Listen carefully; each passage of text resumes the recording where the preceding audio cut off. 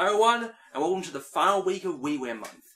Now before I check out this week's game, I gotta check out my mail.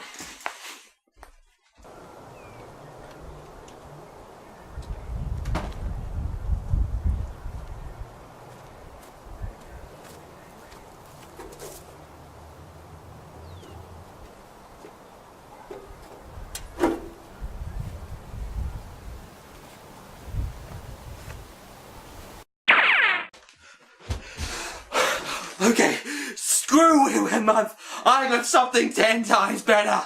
Lollipop Chainsaw!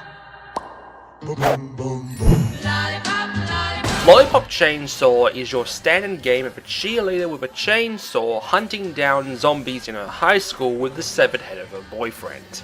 You know, the usual. Who else could have made this but the madness that is s2e18? If you're a regular watcher of this show, you know I have a huge fondness for this guy. And when I first heard about this game, naturally, I got hyped. Despite who they got to promote the game at press events dressed as Juliet. But anyway, let's check out this game.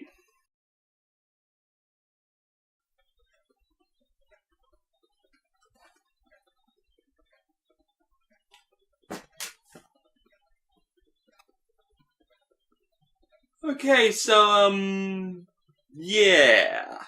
The game focuses around head cheerleader, zombie-killing, just-turned-legal high school student Juliet Starling, voiced by Tara Strong. And if you close your eyes and just listen to her, you feel like you're listening to an over-sexualized Twilight Sparkle. And now everyone wants to kill me. Welcome to my bedroom. Don't think that me letting you in here is an invitation for any funny stuff.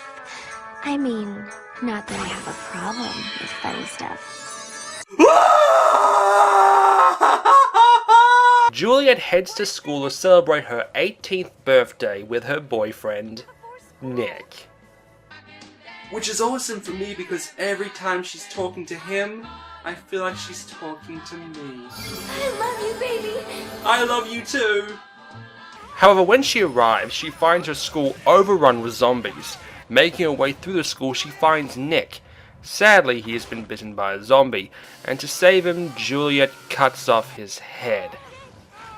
Yeah. How am I still alive?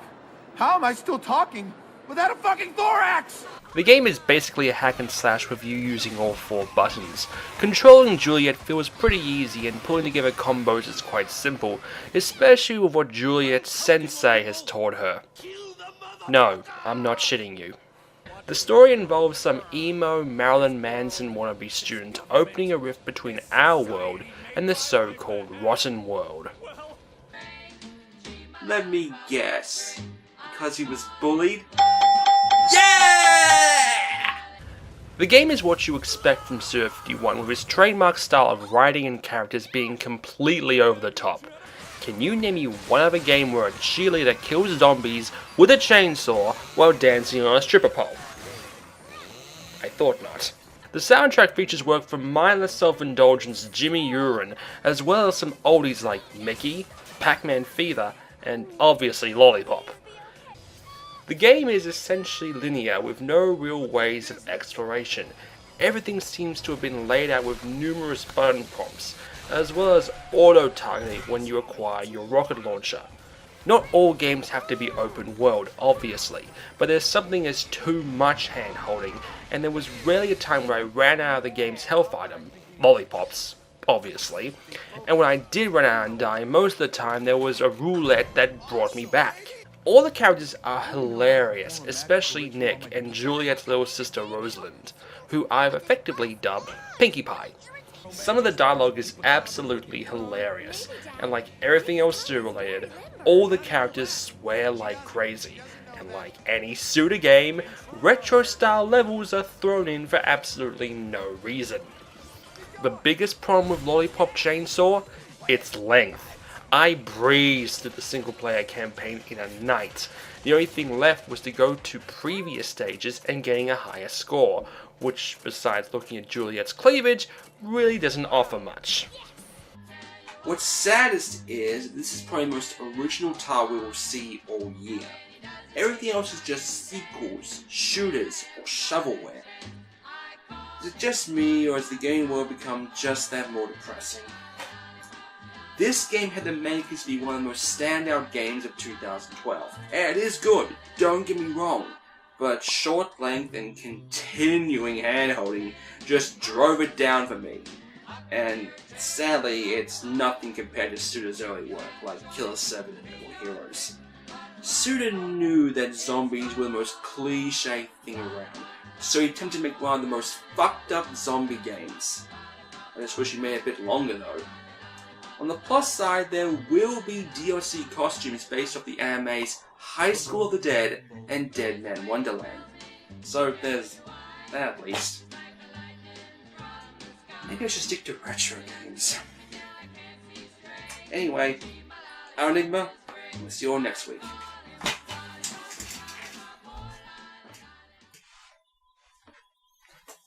Huh?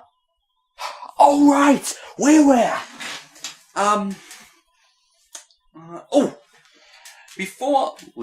Before Cave Story, before any of those games, there was one WiiWare game that got my attention. A sci-fi first-person shooter from Hudson Soft. That game was Onslaught.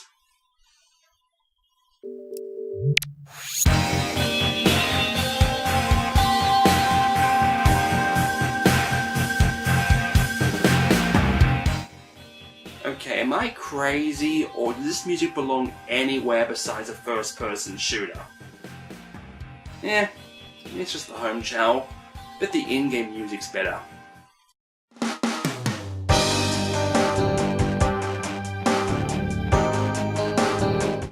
No, that's even worse. So the game opens up with text explaining a story that I couldn't give two tosses about. Something about another planet and creatures and yada yada yada. Bored. While in presentation the game does look like an FPS, in essence it's actually more of an arcade shooter, something Hudson is very familiar with. But given a Halo style skin, the levels usually have you completing a task before a time limit runs out. This is accomplished using your Wiimote to aim, the B button to shoot, using the directional pad to select from 4 stationary weapons, or a grenade-like weapon, as well as shaking the Wiimote to reload, or shaking the nunchuck to hurl grenades, or wipe alien goop from your helmet. In essence, the game's controls and graphics are fairly good for a WiiWare game, and the controls are some of the best FPS controls I've experienced with the Wiimote, only compared to the King Metroid Prime trilogy. Now, before I continue, I want to bring up something concerning Metroid Prime. Every single time I bring up this game as controls, someone points out, "Oh, but Metroid Prime's a first-person adventure, not a shooter." To which I say, if it acts like a duck and quacks like a duck, I think you can fill in the rest. Regardless of what Nintendo wants to call Metroid Prime, the controls on Corruption are probably the best example of first-person shooting on the Wii. And anyone who's played Red Steel, The Conduit, or the ports of Call of Duty can attest to this. Call it what you like, it's still one of the best out there. Done! Back to game. While the gameplay and graphics are fairly decent, the same cannot be said for this game's level design, or more specifically the lack of variety when it comes down to the levels. It's either a desert path or caves, fighting a variety of 4 spawning alien creatures, and levels are either fighting to an objective or defending a location for a certain amount of time.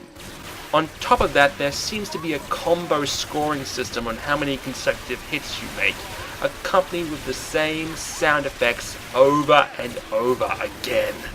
Onslaught is a good attempt at a small little FPS, but there's nothing really here.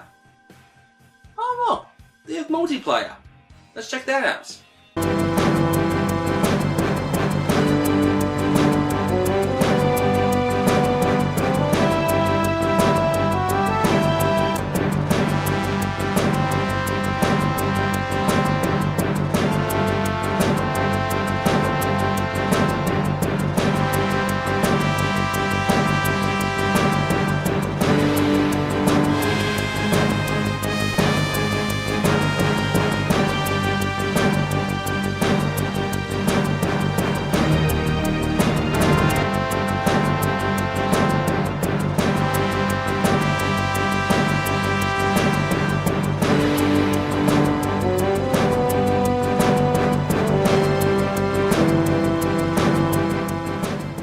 so it's no surprise that no one's actually playing this game. It's a 4-year-old WiiWare title. More people would rather play the Conduit online, which is saying something. With that said, Onslaught's available on the Wii Shop for 1,000 Wii points. And at this time, I'd like to thank you for watching my WiiWare month, as well as my impromptu Lollipop Chainsaw review. Tune in next week as we look at an online distribution service that people actually know. I think you know what I'm talking about. See you all next week.